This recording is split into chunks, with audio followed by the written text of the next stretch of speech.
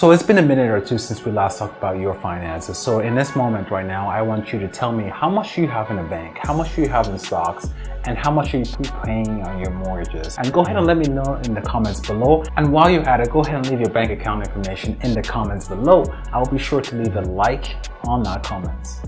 I'm just kidding, but I did want to take a second to talk about what I think is going on in the financial markets. A lot of things to me smell fishy, and so I just want to share that opinion, and maybe you might agree with me. So if you take a look at the S&P 500, you come to find out that there has been a significant price discount, and that price discount is a material loss for a lot of people. So on one hand, there's a lot of talk about a possible recession and a high inflation.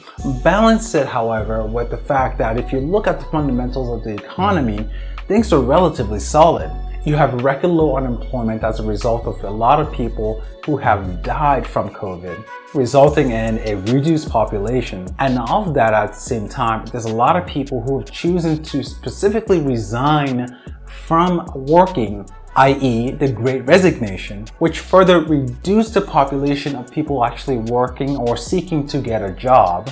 And at the same time, all these people who are not choosing to work are financially strong enough to not need to work, just overall cementing the fact that the workforce is strong. You couple that and reinforce it with strong consumer demand, where there's a lot of people who are wanting to buy a lot of stuff and consume a lot of services, therefore resulting in businesses wanting to satisfy those high demand for services and goods by going out there and trying to get those services and goods delivered, resulting in what they describe as the supply chain issues. To further illustrate the fact that the economy itself is strong, you have to take into account the fact that there's a lot of COVID restrictions put in place by governments that have not been taken off yet, which would only mean that if COVID restriction activities were to be completely removed, it would mean that demand for goods and services will continue to escalate as well. Not to mention household savings, and as well as their overall mortgage payments, the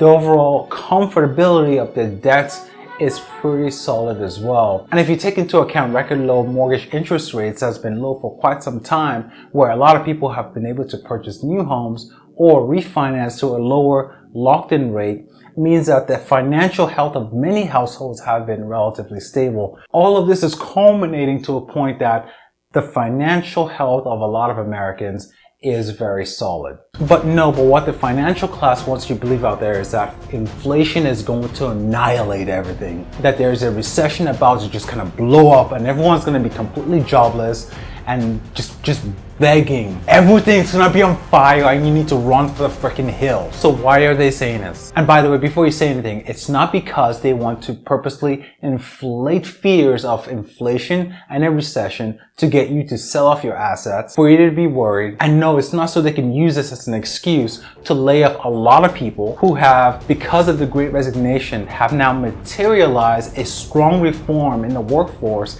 in terms of better working conditions and higher pay. No, it's not because of that. It's not because they don't want to fire people and then because of higher unemployment from firing everybody to then rehire back everybody at a lower rate. It's not because of that at all. No, none of that. It is not to redistribute wealth as a regressive backwards tax. No, okay?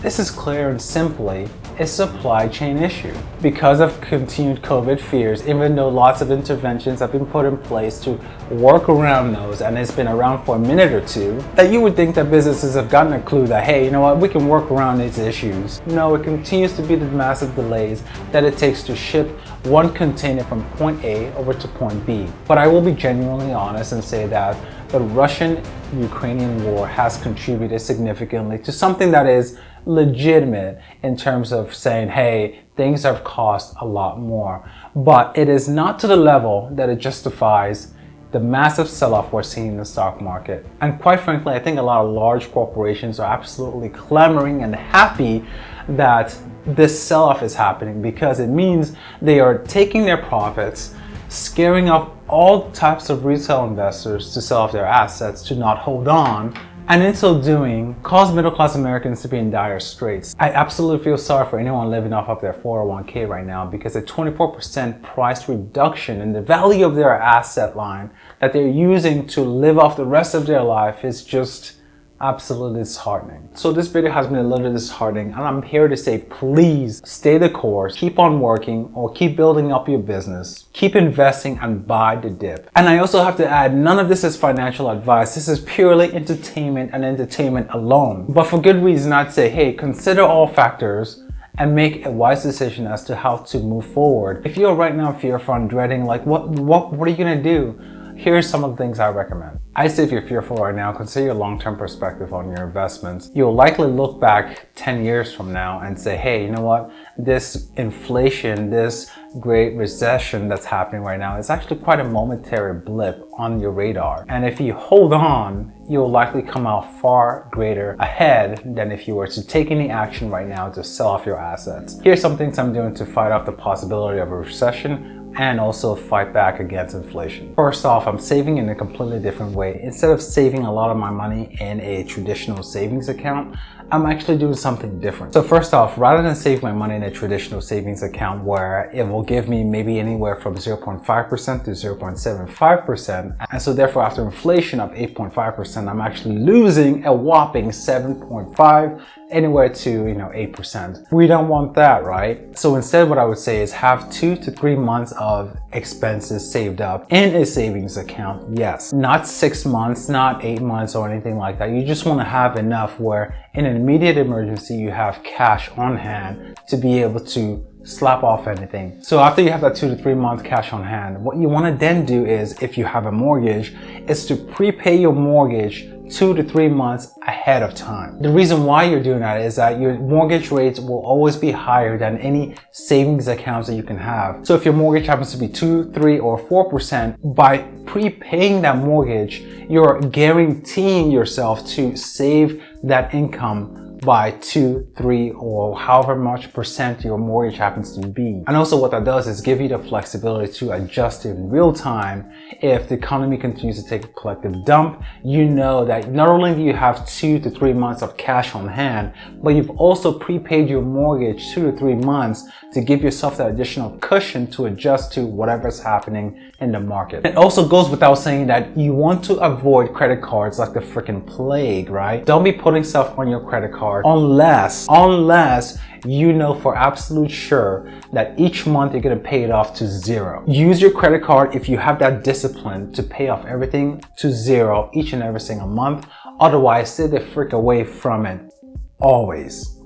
It's time to invest in yourself in a couple of ways. Invest in building some type of business in yourself. Buy equipment, buy resources, buy whatever it takes for you to be able to produce either tangible goods or digital goods, to be able to resell those online somewhere, either as a service, whatever it happens to be. If you want to be some type of content creator and you need a camera, purchase those, because you want to essentially buy business equipment that you can then use to create assets. You can even think of buying 3D printers to produce digital goods and then print those out and sell those. Or you want to get into making t-shirts, go ahead and buy a printing press to make those t-shirts. Buy equipment, buy resources, buy things that you can possibly use to create additional sides of streams of incomes for yourself. If that's not your thing, take additional cash that you may have on hand to buy stocks that are completely at a discount of 24% to 30%, depending on what time you're watching this video. So come 2 to 3 years from now, you'll be kicking yourself saying, damn, you made some really good investment decision. All because while everybody is running with the tails behind their back, you stayed the course, you doubled down, and you bought. So that's what you want to do. And real estate. Real estate, real estate, real estate, real estate. Real estate is king, all right? Because of inflation being so high,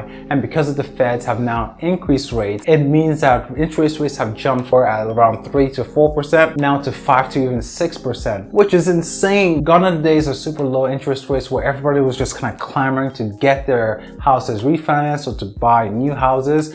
And at the same time, with regards to real estate, prices have started to stabilize and even come back down. So all this means that this is a great opportunity to, again, buy in real estate where prices have stabilized, and at the same time, you'll be getting a higher interest rates. However, if you wait 8 to 12 years from now, you can potentially refinance those interest rates to a lower interest rate. But of course, none of that is guaranteed. But still, in the long view of things, real estate is always the best decision to make. If you've listened to nothing else I've said, I want you to walk away with 2 impressions. Number 1, this video is entertainment and entertainment alone. And 2, there's a lot of hype to inflation and a recession, all of which are meant to scare off retail investors to sell off their asset at a steep discount so that the whales, corporate America, can come around and buy them at the significantly reduced prices while keeping you poor and increasing FOMO. Don't buy into it. Invest in yourself, stay smart, and subscribe to the channel. Thank you.